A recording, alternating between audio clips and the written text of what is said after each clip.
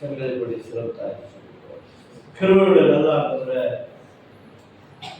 இந்த காலை ஆராதனைக்காக மக்கள் நன்றி செலுத்துகிறோம்.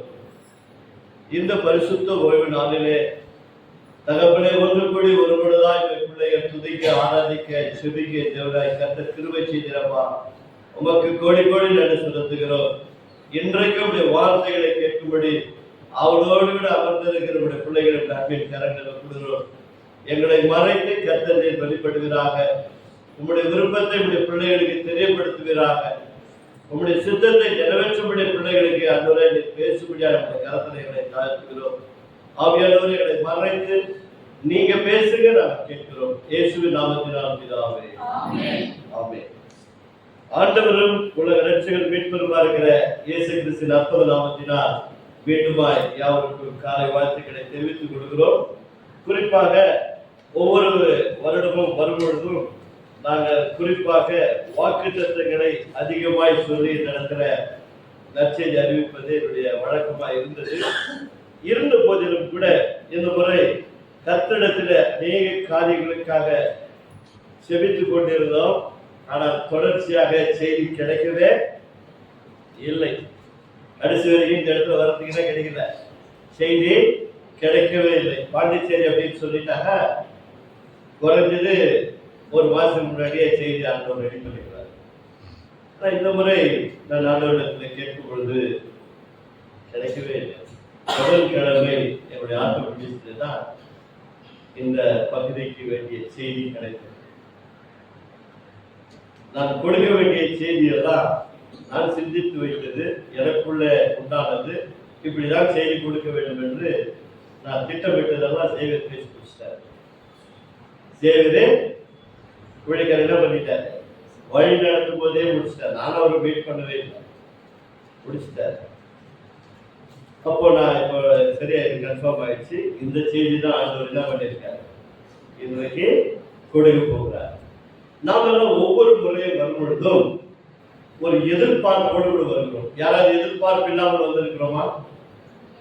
ஏதோ ஒரு விதத்துல ஒரு எதிர்பார்ப்போடு கூட நாம் வந்திருக்கிறோம்.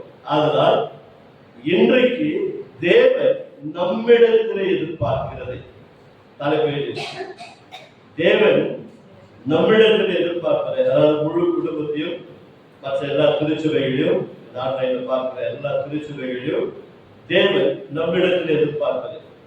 தனிப்பட்ட வாழ்க்கையில தேவன் என்னிடத்தில் எதிர்பார்ப்பது. சொல்லுங்க, தேவன் என்னிடத்தில் எதிர்பார்ப்பது. இதை நிறைவேற்றிருக்கிறது என்று சொன்னால் தேவன் மகிழ்வடைவார். நமக்குள்ள பல ஏக்கங்கள் இருக்கிறது அல்லவா? யாராவது ஒரு நன்மை செஞ்சுட்டா எனக்கு ஒரு நன்மை கிடைக்கணும், அல்லது அவங்க மூலியமா ஒரு நன்றியாவது கிடைக்கணும்னு விரும்புறோம் இல்லையா? ஒரு எதிர்பார்ப்பு இருக்கிறது இல்லையா? அப்படி பல காரியங்கள் நாம் எதிர்பார்த்து நம்முடைய வாழ்க்கையில அனுதின வாழ்க்கை வாழும்போது வேதத்தை படிக்கும் பொழுது உண்மையிலே ஆதியாகமத்தில் நாம் பார்க்கும்போது தேவன் நம்மை எல்லா விதத்திலும் மனுஷனை உண்டாக்குவதற்கு முன்னதாக நாம் பார்க்கிற அந்த சராசரிகளை உண்டாக்கின தேவன் நமக்காக உலகத்தையும் உண்டாக்கிவிட்டு அவர் ஆசீர்வாதத்தை தான் ஆரம்பித்தார். அதே அவங்க பார்த்தீங்க அப்படின்னு சொன்னா ஆசீர்வாதத்தை ஆரம்பித்தார். ஆனா அதே பழைய ஏற்பாடு முடிக்கும் பொழுது மல்கியாவில் அவர் ஒன்று எதிர்பார்க்கிறார். அதான் எனக்கு செய்தி. மல்கியாவின் புஸ்தகம் முதல் அதிகாரத்துல எல்லாரும் சேர்ந்து முதல் வசனத்தை மட்டும் வராது. அங்க இஸ்ரவேல் ஒரு வார்த்தை வரும், அந்த இடத்துல உங்கள் பெயர்களை எழுதி கொள்கிறார். வாசிப்போம். மல்கியாவை கொண்டு கர்த்தர் கிறிஸ்துவுக்கு சொன்ன வார்த்தையின் பாரம் இல்லைன்னா இஸ்ரவேல் என்ற இடத்துல யார் பெயர் போட்டுக்கணும்? உங்க பெயரை போட்டு. இதான் கர்த்தருடைய எதிர்பார்ப்பு. இஸ்ரவேல் கிட்ட தேவன் எதிர்பார்த்தது இந்த காரியம், அவருடைய பாரம். அவருக்குள்ள ஒரு ஆசை விருப்பங்கள் இருக்கிறது, என் பிள்ளைகள் இப்படி இருப்பார்களா என்று சொல்லி. அப்ப முதல் எதிர்பார்ப்பு என்ன? இரண்டாவது வாசிப்போம். நான் உங்களை சிநேகித்தேன் என்று கர்த்தர் சொல்கிறார், அதற்கு நீங்கள் எங்களை எப்படி சிநேகித்தீர் என்கிறீர்கள். போதும், கர்த்தர் என்ன சொல்கிறார்? நான் உங்களை அன்பு செய்தேன், நான் உங்களை நேசித்தேன். எத்தனையோ பாவங்களை செய்தீர்கள், எத்தனையோ விதத்தில் எனக்கு விரோதமான காரியங்கள் எல்லாம் செய்தீர்கள், ஆனாலும் கூட நான் உங்களை நேசித்தேன். நீங்கள் என்ன சொல்கிறீர்கள்? எப்படி எங்களை நேசித்தீர்கள் என்று என்னை பார்த்து கேள்வி கேட்கிறீர்கள். ஆண்டவருக்குள்ள ஒரு ஏக்கம் இருக்குது. என் பிள்ளைகளை இவ்வளவா நேசித்து என் ஜீவனை கொடுத்தேனே, இந்த பிள்ளைகள் எவ்வளவா என்னை நேசிக்கிறார்கள் என்பது தேவனுடைய எதிர்பார்ப்பு. சிந்தித்து பாருங்கள். யோவேல் புத்தகம் 31ஆம் அதிகாரத்துல அவர் எப்படி நேசித்தார் என்பதை 3ஆம் வசனம் சொல்கிறது. அனாதி சிநேகித்தால் நான் உன்னை சிநேகித்தேன்.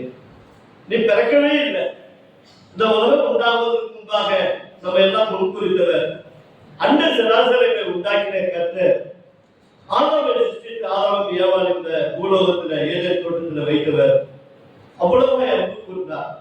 ஆனால் அவர்களோ தேவனுடைய அன்பை புரிந்து கொள்ளாமல் தவறி போனார்கள். அந்த தவறி போன அந்த ஆதாம் முதல் கொண்டு இதுவரைக்கும் அந்த சந்ததியை கர்த்தர் சொல்லுகிறார், நான் உங்களை நேசித்தேன், நீங்களே என்னை நேசிக்கவில்லையே. நான் சொன்னால் என்ன சொல்கிறீர்கள்? நீங்கள் எப்படி என்னை நேசித்தீர்கள் என்று மறுமொழியாக என்னை கேட்கிறீர்கள். வேதம் சொல்லுகிறது 1 யோவான் 3ஆம் அதிகாரத்துல 16ஆம் வசனம் சொல்லுகிறது, அவர் தன்னுடைய ஜீவனை கொடுத்து நம்மை அன்பு கொடுத்தார். நன்றி சொல்லுவோம். இதை விட ஒரு அன்பு இந்த உலகத்துல எங்கும் பார்க்க முடியாதுங்க. வேதமே சொல்லுகிறது, ஒரு நல்லவனுக்காக ஒரு மனுஷன் தன் ஜீவனை கொடுக்கலாம், ஏதோ சில காரியங்கள் அவரிடத்தில் இருக்கிறது என்று சொல்லி. ஆனா அந்த ஆசிரியர்கள் உண்டாக்கின கடவுள் தன்னுடைய சாயலாய் உண்டாக்கி தன்னுடைய சாயலாய் படைக்கப்பட்ட அந்த மனுஷன் என்னை நேசிப்பானா என்று சொல்லி அவருக்குள்ள ஒரு ஏக்கம் இருக்கிறது. நம்முடைய குடும்பங்களிலிருந்து எத்தனையோ காரியங்கள் நாம் செய்து விட்டு இருக்கும் பொழுது நம்முடைய பிள்ளைகளை நேசிக்கவில்லை என்ற எத்தனை பேர் இயக்கி வருகிறோம். இந்த ஏக்கம் தான் நம்முடைய ஆண்டவராகிய கடவுளத்தில் இருக்கிறது. நான் உன்னை நேசித்தேன் என்று சொல்கிறேன், ஆனால் நீங்கள் என்ன சொல்கிறீர்கள் என்று சொன்னால், எங்க எப்படி நேசித்தீர்கள் என்று கேள்வி கேட்கிறீர்கள். என் ஜீவனையே கொடுத்திருக்கிறேன், உங்களுடைய பாவங்களுக்கு பதிலாக என்னுடைய ஜீவனையே கொடுத்திருக்கிறேன். இதை விட மேலான அன்பு நான் என்ன காட்ட வேண்டும் சொல்? பாவத்தின் சம்பளமாகிய மரணம் அது கொண்டு போய் கடைசியில நரகத்தில் தள்ளுகிறது. ஆனால் அந்த நரக பாதாளத்தில் உள்ள விடுவிக்கும்படி பரலோக தேவனாகிய நான் என்னையே வெறுமையாக்கி இந்த பூமியில நான் தான் தேவன் என்பதை நீங்கள் புரிந்து கொள்ளும்படி மனித அவதாரம் எடுத்து உன்னை நேசித்து உனக்கு சொல்ல வேண்டிய போதனைகளை எல்லாம் கொடுத்து கடைசியிலே ஜீவனையை கொடுத்தேனே, நீ என்னை நேசிக்கிறாயா? இன்றைக்கு உன்னுடைய மனசாட்சியின் மேல் கை வைத்திருப்பார். இஸ்ரவேலே என் வார்த்தையை கேள், சபையே அவருடைய வார்த்தையை கேள். உன்னிடத்திலே கர்த்தர் ஒன்று எதிர்பார்க்கிறார், என்னை நேசிக்கிறாயா மகளே? நேசிக்கிறாயா?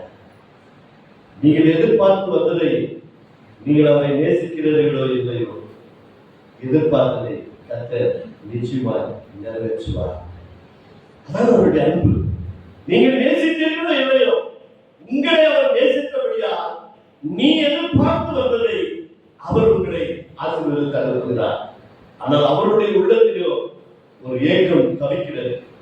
என் பிள்ளைகள் என்ன நேசிக்க மாட்டார்கள். அதெல்லாம் இஸ்ரவேல் ஜனங்களை வீட்டுக் கொண்டு வரும் பொழுது முதல் கட்டளை அதுதான், தேவனாகிய கர்த்தரை முழு இதயத்தோடு அன்பு கூறுவாயா. அவருக்கு எவ்வளவு ஒரு ஏக்கம் இருந்திருந்தால் நம்மை பார்த்த அந்த கட்டளையில ஒரு கட்டளை கொடுத்திருப்பார். உன் முழு இதயத்தோடு அன்பு கூறுவாயா. இன்றைய சபைகளிலே பார்க்கும் பொழுது நாங்க வாழ்ந்த காலம் வேற, இன்றைக்கு இருக்கிற சமுதாய காலங்கள் வேற. இன்றைக்கு இருக்கிற வாலிப தம்பி தங்கச்சிகளை நான் மீண்டும் மீண்டுமாய் சபையில் அநேக போதகர் கண்ணீர் வெடிப்பது எதற்கு என்று சொன்னால் வாலிப பிள்ளைகளுக்காக தான். நீ உண்மையிலே ஆண்டவரை ஏற்றுக்கொண்டது உண்மை என்று சொன்னால், இங்க அமர்ந்து இருக்கிற தேவனுடைய பிள்ளைகளுக்கு ஆன்லைன்ல பார்க்கிற தேவனுடைய வாலிப தம்பி தங்கச்சிகளே, உன் தேவனாகிய கர்த்தரை நீ நேசிப்பது உண்மை என்று சொன்னால், உனக்கு எப்படி காதல் என்ற ஒரு கோபம் உனக்கு கொண்டு வரும். குறிப்பாக கிறிஸ்து அல்லாதவர்களே, கிறிஸ்துவ அறியாத அந்த அன்பை தெரியாதவர்களே, தெரிந்த நீயே போய் பாதாளத்தில் விழுவாய் என்று சொன்னார். கிறிஸ்து அறியாத மக்களே என்ன சொல்வார்கள்? மகனே மகனே, நான் உன்னை நேசித்தேனே, என்னை நீ நேசிக்கிறாயா? அன்றைக்குள் ஒரு ஏக்கம் இருக்கிறது. அதான் எனக்கு செய்தியே. தேவன் நம்மிடத்தில் எதிர்பார்க்கிறார், அன்பை எதிர்பார்க்கிறார். நீ அவரை நேசிக்க முடியுமா? நீ அவரை நேசிப்பது உண்மை என்று சொன்னால் ஒரு தவறான பாதையில் முதலாவது விலகை கற்றுக்கொள்ளும். தேவனை அன்பு கூறுவதற்கு எவைகளெல்லாம் தடையா இருக்கிறதோ அவைகளெல்லாம் விட்டு விலகு. தான் தேவன் உன்னிடத்தில் எதிர்பார்க்கிறது. நீ அவரை நேசிப்பதற்கு இது ஒன்றுதான் முதல் அடையாளம். இரண்டாவதாக என் தேவனாகிய கர்த்தர் அதே மத்திய புஸ்தகத்திலே 6வது வசனத்தை வாசிக்க கேட்போம். 6வது வசனம். குமாரன் தன் பிதாவையும் ஊழியக்காரன் தன் எஜமானையும் கனம் பண்ணுகிறார்களே, நான் உண்மையிலே உன் தேவனாகிய கடவுளாய் இருந்தால் என் கனம் எங்கே? அன்பார்ந்த தேவ பிள்ளைகளே, உலகத்திலே எத்தனை கணவன் மனைவி அல்லது வீட்டிலே ஒரு பெரியவர்கள் அல்லது வேலை செய்கிற இடத்துல ஒரு எஜமானா இருக்கும் பொழுது அவர்களுக்கு நீங்கள் செலுத்துகிற கனம் எவ்வளவு கனமா இருக்கிறது. ஆனால் உன்னை உண்டாக்கின, உன்னை நேசித்து உனக்காக ஜீவனை கொடுத்தேனே, உனக்கு நான் தேவனாய் இருந்தால் என் கனம் இங்கே. இரண்டாவது ஏக்கம். முதலாவது அவர் என்னை நேசிக்கிறாயா என்று கேட்டார். இரண்டாவது என்னுடைய கனம் எங்கே? கூட தெய்வம் இல்லைங்களா? யோசித்து பாருங்க. வாசிப்பட்ட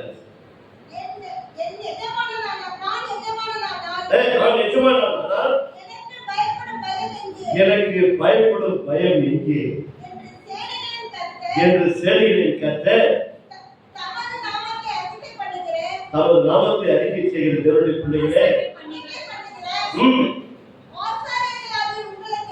உங்களை பார்த்து நம்மை பார்த்தாங்க கேட்கிறார். என்னுடைய கனம் எங்கே? ஆலயத்திற்கு எத்தனை முறை நம்முடைய சகோதரன் இடத்துல சபைகளில் எத்தனை தேவ ஊழியர்கள் நேரத்தோடு வாருங்கள், நேரத்தோடு வாருங்கள், நேரத்தோடு வாருங்கள் என்று சொல்லி ஒவ்வொரு வாரமும் ஞாயிற்றுக்கிழமை ஆராதனை இருப்பது எல்லாருக்கும் தெரியும். 8:30 ஆராதனை நடக்கிறது. அவர்களுடைய சபையில என்னென்ன நேரங்களுக்கு ஆராதனை நடக்கிறது என்று தெரியும். அவருக்கு கனம் கொடுக்க வேண்டியது இங்கே. அவரும் தேவனானால் நீ நேரத்தோடு தேவனை ஆராதிக்க வரலாம் அல்லவா? அவருக்குள்ள ஒரு இயக்கம். என் ஜனங்க எனக்கு கனம் செலுத்துவார்கள், என் பிள்ளைகள் எனக்கு கனப்படுத்துவார்களா? வாசிக்க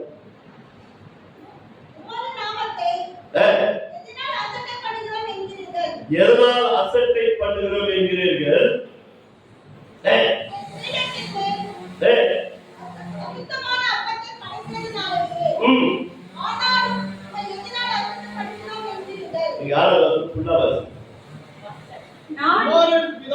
பிதாவையும் ஊழியக்காரன் தன் எஜமானனையும் கனம் பண்ணுகிறார்களே, நான் பிதாவானால் என் கனம் எங்கே? நான் எஜமானனானால் பயப்படும் பயம் எங்கே? எனக்கு பயப்படுகிற பயம் எங்கே? பயம் என்று சொன்ன உடனே என்பவர்களே நன்றாய் தெரிந்து கொள்ளுங்கள். ஏதோ ஒரு படத்தையோ ஏதோ ஒரு சுரத்தை பார்த்து பயப்படுவது பயம் அல்ல, அல்லது ஏதோ ஒரு ஆலயத்தை பார்ப்பது பயப்பட பயம் அல்ல. தமிழ்ல சொல்ல வேண்டும் என்று சொன்னால் மதிப்புக்குரியது. ஆங்கிலத்தில் ரெஸ்பெக்ட் இல்லைங்களா? அப்போ அவரை நீ எந்த அளவுக்கு நீ மதிக்கிறாய், அதாவது கடவுளுக்கு பயப்படுற பயம் ஏதோ ஒரு பாஸ்டர் சொன்னாரு சோதரையா அப்படி இல்லை. அவர் யார் பார்க்கிறார்களோ இல்லையோ அவரை மதிப்பது உண்மை என்று சொன்னால் அவருக்கு கொடுக்க வேண்டிய கனத்தை நீயும் நானும் கொடுப்போம். உண்மையிலே இன்றைக்கு ஆண்டவர் இடத்துல ஒன்று எதிர்பார்க்கிறார். மகளே மகளே நீ நேசிக்கிறது உண்மை என்று சொன்னார், எனக்கு கொடுக்க வேண்டிய கனத்தை நீ கொடுப்பா என்று சொன்னார். இனி இந்த சபையில ஆண்டவரே நான் வரும் நாட்கள் வரைக்கும் சிவனோடு நாளெல்லாம் ஒரு நாளும் நேரம் தவறி வரவே மாட்டேன் என்று ஒரு முடிவு எடுப்பான்னு சொன்னால் நீ உண்மையிலேயே கர்த்தரை கனப்படுகிறார். ஏதோ ஒரு மாதத்துல ஒரு முறை இப்போ லேட்டஸ்ட் ஆயிடுது, மாதத்துல ஒரு முறை வந்து திருவிருந்து எடுத்து விட்டால் போதும் என்று நினைக்கிறார்கள். கர்த்தர் நிச்சயமா விரும்பப்பட்டார். எனக்கு கொடுக்கக்கூடிய கனம் இதுதான். அந்த பள்ளி எதற்காக வைத்திருக்கிறார் தெரியுமா? அவரை கனப்படுத்துவார். சத்துரு பார்த்து கொண்டு இருக்கையிலே உனக்கு ஒரு பந்தி ஆயத்தப்படுத்தி வைத்திருக்கிறார்.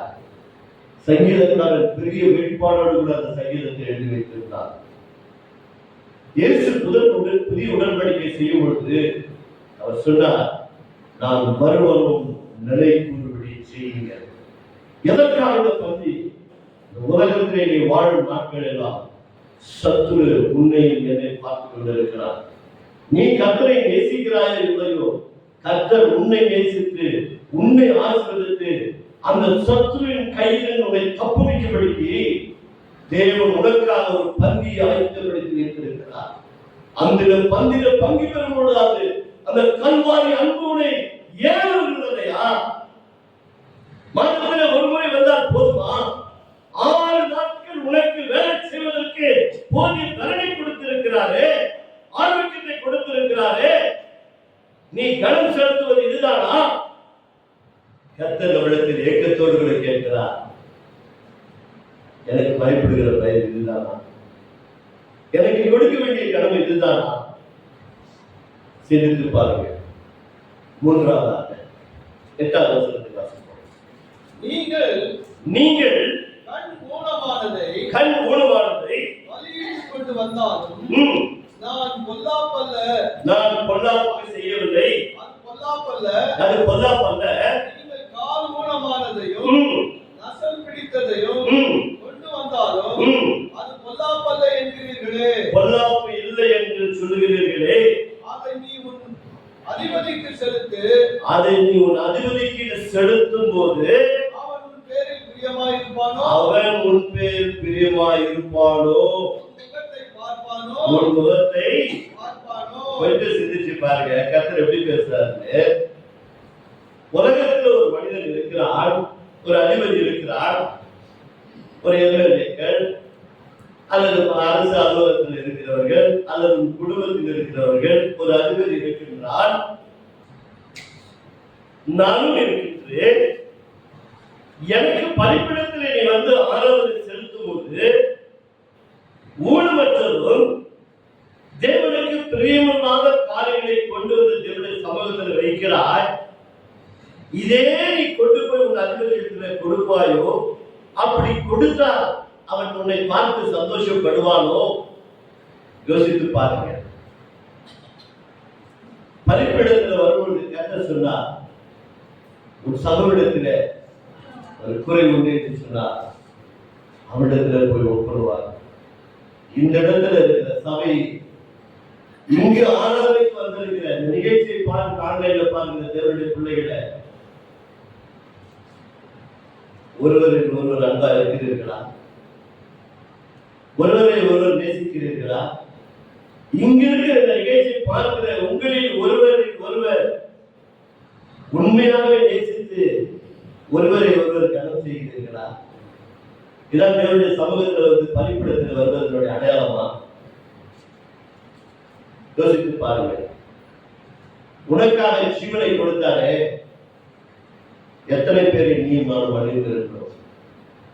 எத்தனை பேர் இந்த பலிபீடத்தில் வருவதற்கு முன்னால் நான் ஏற்றுக்கொண்டு இருக்கிறேன்? கர்த்தர் ஏங்குகிறார். கர்த்தர் இடத்தில் எதிர்பார்க்கிறது வேறொன்றும் எதிர்பார்க்கவில்லை. என்னை நேசிக்கிறாயா? எனக்கு கொடுக்க வேண்டிய கனத்தை நீ கொடுத்தாயா?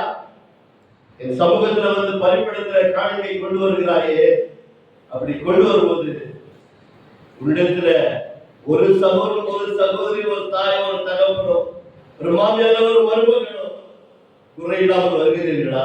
அப்படி குறை இருந்தால் வீட்டிலே சமாதானமாய்தான் வருகிறீர்களா?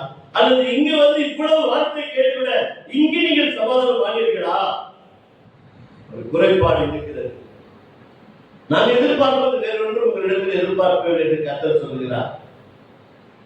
உலகத்திலே ஒரு சாதாரண மனிதனுக்கு நீ ஊனமற்றதும் குறைவற்றதும் கொண்டு போய் கொடுப்பாய் என்று சொன்னார். அவனை மனப்பூர்வமாய் ஏற்றுக்கொள்வானா? என்னிடத்தில் வருவது மாத்திரம் ஏன் இப்படி வருகிறீர்கள்? நான் உங்களுக்காக ஜீவனை கொடுத்தேனே, நீ என்னை நேசிப்பாயா என்று நான் எதிர்பார்த்துக் கொண்டிருக்கிறேனே. உலகத்தை நேசிக்கிற அளவு கூட என்னை நேசிக்கவில்லையே.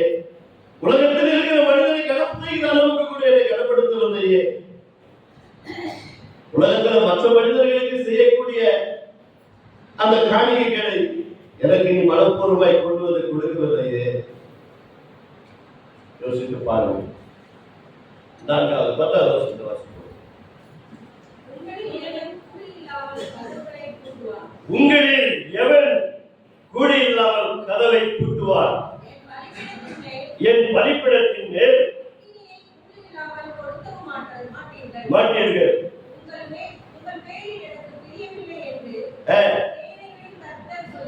உங்கள் மேல் எனக்கு பிரியமில்லை என்று கர்த்தர் சொல்லுகிறார். உங்கள் கையில் உள்ள காணிக்கையை எனக்கு உகந்ததாக சகோதரமையா வழிநடத்தினார் என்று 13ஆம் அதிகாரத்தில் 15-16 சொல்லுகிறது. உன் முதட்டின் கனியாகிய ஸ்தோத்திர பலிகளை உன் தேவனாகிய கர்த்தருக்கு செலுத்துகிறேன் என்று சொல்லி முதட்டிலே தேவனுடைய நாமத்தை மகிமைப்படுத்தி பாடினோம், துதித்தோம், எல்லாம் செய்தோம். உண்மையிலே அவருக்கு அந்த துதி ஆராதனை செய்தோமா? சிந்தித்து பாருங்க. தானியேல் அன்று தேவனுடைய சமூகத்தில் வந்து ஜெபிக்கிறார், தேவனுடைய சமூகத்தில் காத்திருக்கிறார். நாட்கள் கடந்தது, பதில் வரவே இல்லை. திடீரென்று ஒரு நாள் வந்தார். தானியேலே, தேவனுக்கு பிரியமானவனே, நீ ஜெபம் ஆரம்பிப்பதற்குள்ளாக பதில் வெளிப்பட்டது. வரவேண்டிய சத்துருடைய சண்டை போட்டு அவனை யுத்தம் செய்து அவனை நிர்மூலமாக்கி பதிலை கொண்டு வந்திருக்கிறையா? பிரியமான தானியேலே, அங்கே பிரியமானவனே என்று அழைக்கிறார். கர்த்தர் சொல்லுகிறார், பிரியமில்லாமல் வந்து காணிக்கையில் தேவனுடைய சமூகத்தில் வருகிறீர்கள், முதலின் வழியாக சோதனம் செய்கிறீர்கள். உள்ளத்தின் ஆழத்திலிருந்து ஆண்டவர் எதிர்பார்க்கிறார். என் ஆன்மா மீட்பரான் கடவுளை ஏற்றி போற்றி புகழ்கிறது என்று சொல்லி மரியாள் தேவனை கனப்படுத்தினார். அந்த உள்ளத்தின் ஆழத்திலிருந்து நீ தேவனை கனப்படுத்த தயாரா இருக்கிறீர்களா? இருக்கிறோமா? கொஞ்சம் சிந்தித்து பாருங்கள். எனக்கு கொடுக்க வேண்டிய கடமை எங்கே? எனக்கு செலுத்த வேண்டிய காணிக்கை எங்கே? உன் முழு இதயத்தோடு கூட தேவனாகிய கர்த்தரை நாம் ஆராதிக்க வருகிறோமா? ஒவ்வொரு நாளும் எத்தனை பேர் உங்கள் மனசாட்சி மேல் கை வைத்து பாருங்கள். உண்மையிலேயே வேதத்தை வாசிக்கிறீர்களா? அதிகாலையில் எழுந்த உடனே செபிக்கிறோமா? ஒரு தீர்மானம் எடுத்தவே ஜனவரி 1ஆம் தேதி அந்த தீர்மானத்தில் எத்தனை பேர் நிலைத்திருக்கிறோம்? ஆண்டவருக்காக நான் எத்தனை காரியங்கள் செய்கிறேன் என்று சொன்னவே எத்தனை காரியத்தை நாம் செய்திருக்கிறோம்? கர்த்தர் நம்மிடத்தில் எதிர்பார்க்கிறார். எல்லாருக்கும் எனக்கு பிடிக்காத ஒன்று, ஆத்மா ஆதாயம் பண்ணா நீ முழுக்கரத்தை சபை வந்தாலும் ஆத்மா ஆதாயப்படுத்தணும்னா வேற எதாவது கடப்படணும். ஆத்மா ஆதாயம் இல்லாமல் நீ தேவனை பிரியப்படுத்த முடியாது. நீ ஊரெல்லாம் உலகமெல்லாம் போய் நற்செய்தி அறிவிக்கலாம். ஒரு ஆத்மா ரட்சிக்கப்பட்ட தேவனுடைய சபையில வரவில்லை என்று சொன்னால் உன்னை கர்த்தர் பிரியமா இருக்க முடியாது. தேவன் அழைப்பு என்ன? உலகமெங்கும் புறப்பட்டு போய் எல்லா இனத்தாருக்கும் என் நாமத்தை அறிவியுங்கள். பிதா குமாரன் பரிசுத்தாவின் நாமத்தினாலே அவர்களுக்கு ஞானஸ்நானம் கொடுத்து மீண்டும் அவர்கள் சபையில வரும்பொழுது ஒவ்வொரு வாரமும் அவர்களுக்கு இந்த வேதத்தின் ரகசியங்களை எடுத்து போதியுங்கள். அதெல்லாம் சங்கீதம் 94 பார்த்தோம் 13ஆம் வசனம். கர்த்தருடைய வேதத்தை சிந்தித்து போதிக்க வேண்டும். ஒவ்வொரு நாளும் ஒரு ஆசீர்வாதத்தை மாத்திரம் கர்த்தர் நேசிக்கிறார் நேசிக்கிறார் நேசிக்கிறார். உண்மைதான், கர்த்தருடைய நேசிப்பது உண்மைதான், கர்த்தருடைய ஆசீர்வாதம் உண்மைதான். கர்த்தர் நீ நேசித்தாயே இல்லையோ அவருடைய அன்பு மாறவே மாறாது. அந்த மாறாத தேவன் நம்மிடத்தில் ஒன்று எதிர்பார்க்கிறார். அதை நிறைவேற்ற நீயும் நானும் தயாராக இருக்கிறோமா? எத்தனை பேர் இங்கே அமர்ந்து இருக்கிறது ஆண்மையில பார்க்கிற தேவனுடைய பிள்ளைகளே, ஒரு ஆத்மாவை நான் மார்க்கத்தை சொல்ல முடியும், என் தேவனுடைய சமூகத்திலே ஒரு ஆத்மாவை கொண்டு வந்திருக்கிறேன் என்று சொல்லி எத்தனை ஆண்டுகாலமாய் நற்செய்தி கேட்கிறோம், தேவனிடத்தில் ஆசீர்வாதத்தை பெற்றுக்கொண்டோம், அவரை நேசிப்பது உண்மை என்று சொன்னார். ஒரு ஆத்மாவுக்காக நீ பாடுபட்டாயா? கஷ்டப்பட்டாயா? நீ உன்னை பார்த்துதான் நம்மை பார்த்துதான் கேட்கிறார். என்னை நேசிக்கிறாயா? என்னை நேசிக்கிறாயா? அப்படி என்று சொன்னார்.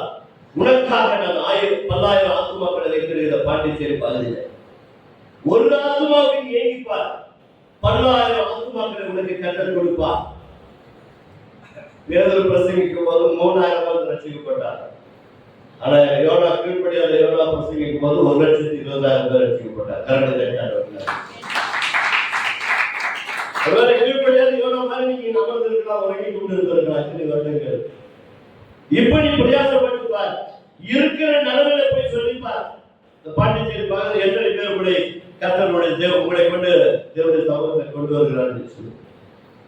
ஆனால் அவருடைய இயக்கங்கள் எல்லாம் தேவனுடைய சமூகத்திலே தேவனுடைய பிள்ளைகள் வர வேண்டும் என்று சொல்லினார். 11ஆம் வசனத்தை வாசிப்போம். சூரியன் உதிக்கிற திசை தொடங்கி அது அஸ்தமிக்கிற திசை வரைக்கும் என் ஜாதிகளுக்குள்ளே மகத்துவமாக இருக்கும். எல்லா இடங்களிலும் என் நாமத்திற்கு தூபமும் சுத்தமான காணிக்கைகளும் செலுத்தப்படும். என் நாமம் ஜாதிகளுக்குள்ளே மகத்துவமாக இருக்கும் என்று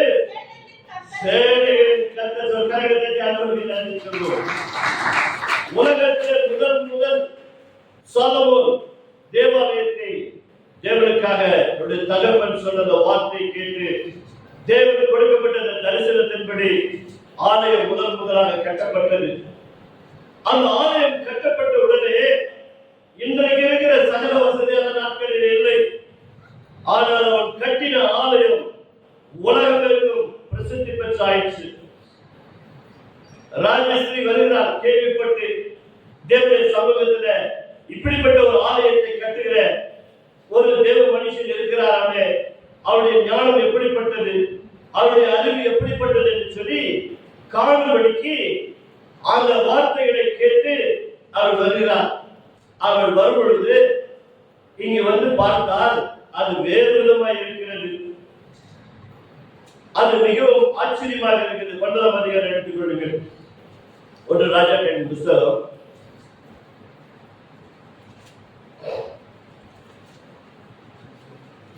7ஆம் வசனம்.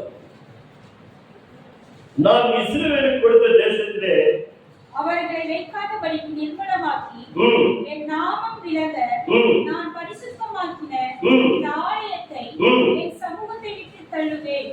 அப்பொழுது இஸ்ரவேல் சகல ஜனங்களுக்கும் பழமொழியாகவும் வரைச்சொல்லாகவும் இருப்பார்கள். எதற்காக இந்த வார்த்தை சொன்னாரு? ஆலயத்தை கட்டியிருக்கிறார் சாலமோன். ஆனால் இந்த ஜனங்களோ அவருடைய வார்த்தை கேட்காதபடிக்கு சில நேரங்களில் காரியங்கள் நடக்கும்போது அங்க என்ன நடக்கும்? சில காரியங்களை தேவன் கடிந்து கொண்டு சொல்லுகிறார். ஆனால் ராஜேஸ்வரி வரும்பொழுது அந்த ராஜேஸ்வரி பார்த்து சொல்லுகிறார், இவ்வளவு ஞானம் படைத்த இந்த காரியத்தை என் செவிகளிலே விழும்பொழுது பாதியாக சொல்லவில்லையா? இந்த ராஜேஸ்வரி என்ன சொல்லவில்லையா?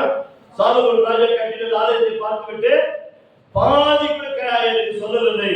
நான் இப்போது நேரடியாக வந்து பார்த்த பிறகு இவ்வளவு மகிமையாக தேவன் உங்களை கொண்டு கட்டியிருக்கிறாரே, இந்த ஜனங்கள் எல்லாம் சாலமோனுக்கு முன்பாக நீங்கள் இருக்கும்போது நீங்கள் எல்லாம் பாக்கியவான்கள். ஒவ்வொரு சபைகளிலும் ஜனங்கள் வரும் பொழுது அந்த சபை போதகர்கள், ஊழியக்காரர்கள் அவர்களுக்கு கொடுக்கப்பட்ட ஞானத்திலே அறிவிலே இந்த வேதத்தை எடுத்து போதிக்கும் போது நீயும் நானும் பாக்கியவான்களாக இருக்கிறோம். எத்தனையோ இடங்களிலே கள்ள போதனைகளும், எத்தனையோ இடங்களிலே கள்ள போதனைகளால் ஜனங்கள் விழுந்து கொண்டு இருக்கிற இந்த காலத்திலே சத்தியத்தை எடுத்து போதிக்கிற இப்படிப்பட்ட ஞானமுள்ள சபைகள், கொடாதபடி சபைகள் இருக்கிறது. ஆனால் அது பாதிகளை போய் ஜனங்களுக்கு போய் சேரவில்லை என்று சொல்லி அன்றைக்கு ராஜேஸ்வரி சொல்லுகிறார். இன்றைக்கும் அப்படிதான் நிலைமை. 142 கோடி மக்கள் வாழ்கின்ற தேசத்துல இன்னும் 10% கூட நம்முடைய தேசத்துல போய் சேரவில்லை. இன்றைக்கும் சொல்லிக் கொண்டிருக்கிறார்கள் 4% என்று சொல்லி. இயேசு வருகை மீண்டும் சீக்கிரம் வருகிறார் என்று போதிக்கிறோம், நல்லது. எழுப்புதல் வரும் என்று போதிக்கிறோம், நல்லது. எழுப்புதலுக்கும் இயேசு வருவதற்கும் நீயும் நானும் ஆயத்தமா இருக்கிறோம், அதுவும் நல்லது. ஆயத்தப்படாத மக்கள் எங்கே? அவர்களுடைய நிலைமை எங்கே? அவர்கள் எப்பொழுது மகத்துவத்தை அறிந்து கொள்வார்கள்? இந்த திசை தொடங்கி, சூரியன் உதிக்கிற திசை தொடங்கி மறைகிற திசை வரைக்கும் என் நாமம் மகத்துவமாய் விளங்கும் என்று கர்த்தர் சொன்னாரே, எங்கே சபையே? எங்கே? இன்றைக்காக ஒரு உணர்வடைந்து, ஆண்டவரே, நான் உமக்காக வாழ்கிற இருக்கிற கொஞ்ச நாள் வாழ்க்கையில ஒரு ஆத்துமாவுடைய ராஜ்யத்திலே நான் கொண்டு வந்து சேர்ப்பேன். ஆண்டவரே, உம்முடைய வருகையிலே நான் வருகையோடு வரமாட்டேன், வந்தால் ஆத்துமா அறுவடையோடு நான் வருவேன் என்று சொல்லி ஒரு தீர்மானம் எடுப்பாய் என்று சொன்னால், அன்றைக்கு யோனா தீர்மானம் எடுத்தார். இவரை விடுவதாக தெரியவில்லை. நான் போக வேண்டிய இடத்துக்கு போகாமல் போனாலும் கூட அவரை விடுவதாக தெரியவில்லை. இன்றைக்கும் நம்மை நேசிக்கிறபடியா? நீ நேசிக்கிறாயா இல்லையோ, கர்த்தர் உன்னை மாத்திரம் நேசிக்கவில்லை. இந்த தேசம் ரட்சிக்கப்பட வேண்டும் என்பது அவருடைய விருப்பமாக இருக்கிறது. ஆனால் உன்னையும் என்னையும் நேசித்து மீண்டும் ஒரு அழைப்பின் குரலை கொடுக்கிறார். இந்த தேசத்தில் இருக்கிற மக்கள் மீட்படைய வேண்டும் என்று சொன்னார். ரட்சிக்கப்பட்ட தேவனுடைய பிள்ளைகளே, நீ தேவனை நேசிப்பது உண்மை என்று சொன்னார். அவருக்கு கனத்தை கொடுப்பது உண்மை என்று சொன்னார். அவரிடத்தில் சமாதான வார்த்தை கேட்டு மற்றவர்களோடு சமாதானமாய் வாழ்வது உண்மை என்று சொன்னார். நீ தேவனுக்கு செய்ய வேண்டியது அவருடைய மகத்துவம் இந்த பூமியில விளங்க வேண்டும் என்று சொன்னால் நீயும் நானும் செயல்பட ஆரம்பிக்க வேண்டும். கடைசியாக 14வது வசனத்தை நாம் வாசிப்போம். மல்கியா, தன் மந்தையில் கடா இருக்கையில் கெட்டுப் போனதை ஆண்டவருக்கு நேர்ந்து கொண்டு பலியிடுகிற போதுங்களா? எல்லா ஆசீர்வாதத்தோட முடிப்பாங்க. இந்த போதனை இன்னைக்கு சபத்தோடு முடிக்கிறார். இந்த போதனை எத்தனை முடிக்கிறாரு? எத்தனை பேர் இருக்கிறார்? ஒருத்தர் கூட வாழல. யாரும் விரும்பல. உலகத்தில் இருக்கிற மனிதனே பல தவறுகளை செஞ்சு தவறுனால வாழ்க்கை முடிக்கும் போது அவர் சொல்லுவான், நான் தான் இப்படி ஆயிட்டேன், என் மகனே நீ அப்படி ஆயிடாது. நான் தான் பல பாவம் பழக்க வழக்கு அடிமைப்பட்டு போய் இப்படி செத்து போய் நரகத்துக்கு போயிட்டு இருக்கிற, நீ நரகத்துக்கு வராத. யாரும் உலகத்துல கடவுளை நம்புறவர்கள் நரகத்துக்கு விரும்பவே இல்லை. எல்லா சொர்க்கத்துக்கு போகிறோம்னா செத்து போன பிறகு கூட மன்றாடி கொண்டு இருக்கிறாங்க. இன்னும் கிறிஸ்தவர்கள் செத்து போன பிறகு மன்றாடிக்கணும். உங்களை சேர்த்த சத்திய வசனத்தை என்னன்னா கடைசியா நான் முடிச்சிடும். இறந்த பிறகு நீ மன்றாடம் ஆயிடுச்சு சொன்னால் இன்னும் உனக்கு கண் திறக்கப்படவில்லை என்று அர்த்தம். உபாகமம் 18ஆம் அதிகாரம் 9வது வசனத்தை வாசிப்போம். நிறைய பேருடைய வாழ்க்கையில நான் ரட்சிக்கப்பட்ட குடும்பங்களில போகும்பொழுது 2 தவறுகளை செய்வதை நான் பார்த்திருக்கிறேன். ஒன்று, இறந்தவர்களுக்காக பரலோகம் போவதற்காக அவர்கள் செபிக்கிறார்கள், இந்த ஆத்மாவை நரகத்திலிருந்து காப்பாற்ற வேண்டும் சொல்லி. அப்ப நீங்களே டிக்ளேர் பண்ணிருக்கீங்க, இறக்குறாங்க அவர் சகோதர சகோதரி ஒரு தாய் தகவலாம் இறக்குறாங்க, டிக்ளேர் பண்ணிருக்காங்க. நரகத்தில் இருக்கிறாங்க, அவருக்கு காப்பாற்றவே கூப்பிடுறாங்க. அப்போ உனக்கு உலகத்தை வாழ்வதே என்ன நம்பிக்கை இல்லை. அதனாலதான் நரகத்தில் இருக்கிற ஆத்மாவை காப்பாற்றி பரலோகத்துக்கு கொண்டு கொடுங்க. 2வது தவறு வாசி. உபாகமம் 18ஆம் அதிகாரம் 9லிருந்து 11 முடிய. உன் தேவனாகிய கர்த்தர் உனக்கு கொடுக்கும் தேசத்தில் நீ போய் சேரும் பொழுது அந்த ஜாதிகள் செய்யும் மற்ற ஜனங்கள் செய்யும் அருவருப்புகளின்படி அருவருப்புகளின்படி செய்ய செய்ய கற்றுக்கொள்ள வேண்டாம். கற்றுக்கொள்ள வேண்டாம். தன் போதும் மகனை போதும் போதும். நீங்க ரட்சிக்கப்பட்ட பிறகு ரட்சிக்கப்படுவதற்கு முன்பு பல காரியங்களை செய்து கொண்டிருந்தீர்கள். ஆனால் இப்போது மீட்கப்பட்டிருக்கிறீர்கள்.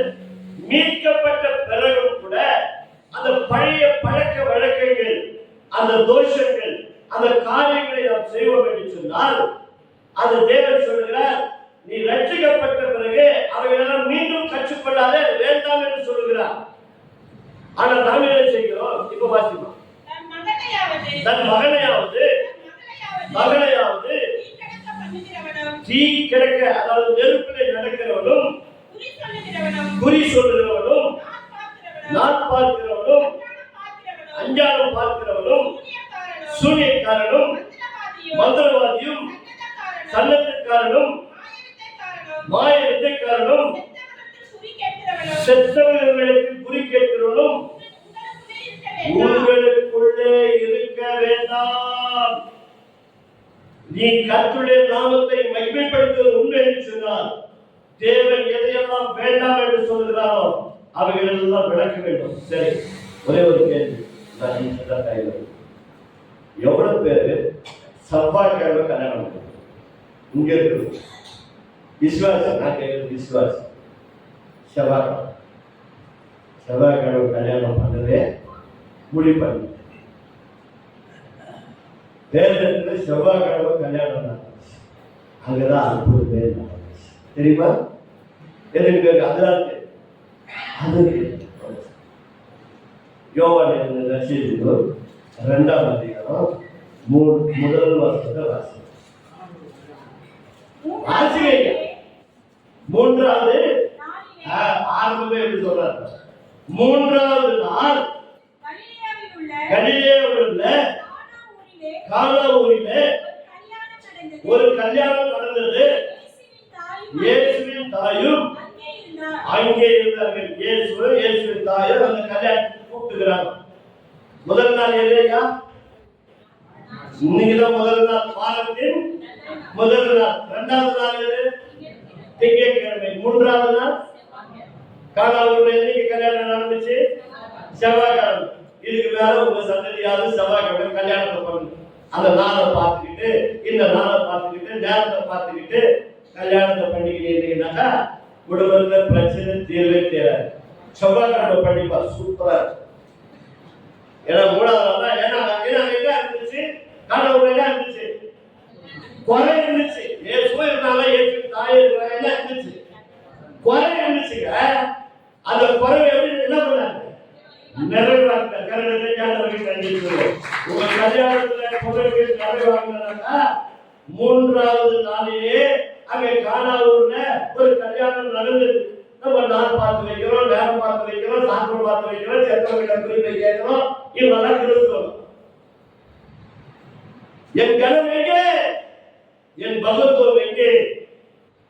கண்களை கூடி சிறந்தாக்கி ஜெபிப்போம். தேவன் முன்னெடுத்து எதிர்பார்ப்பதை நிறைவேற்றி வரப்போகிற புதிய வருடத்திலே புதிய ஆசீர்வாதத்தை தேவன் நமக்கு கொடுப்பாராக. கிருபையுள்ள நல்ல ஆண்டவரே, இந்த கால வேளைக்காக உமக்கு நன்றி செலுத்துகிற தகவலே, எங்களை நேசிக்கிறாயா என்று எங்களை பார்த்து கேட்கிறாண்டவரே, எனக்கு கொடுக்க வேண்டிய கருத்தை கொடுப்பாயா என்று கேட்கிறாண்டவரே, எனக்கு நல்லவைகளை காணிக்கை கொடுப்பாயா என்று சொல்கிறாண்டவரே, மற்றவர்களுக்கு நேசித்து வாழ்வாய் என்று கேட்கிற சுவாமி, எல்லாவற்றையும் சொல்லி முடித்து என் மகத்துவத்தை எல்லா மக்களுக்கும் நீ சொல்லி ஒரு ஆத்தும அறுவடை செய்வாயோ என்று கேட்கிற சுவாமி, அதனால் இத்தனை கேள்விகளுக்கும் நாங்கள் ஒரு பதிலாக இருக்க கர்த்தாவே, இந்த நாளில் வந்த பிள்ளைகளை நீங்க எதிர்பார்ப்பதை நிறைவேற்றும்படி பிதா குமாரன் பரிசுத்த நாமத்தினாலே உங்களுடைய பிள்ளைகளை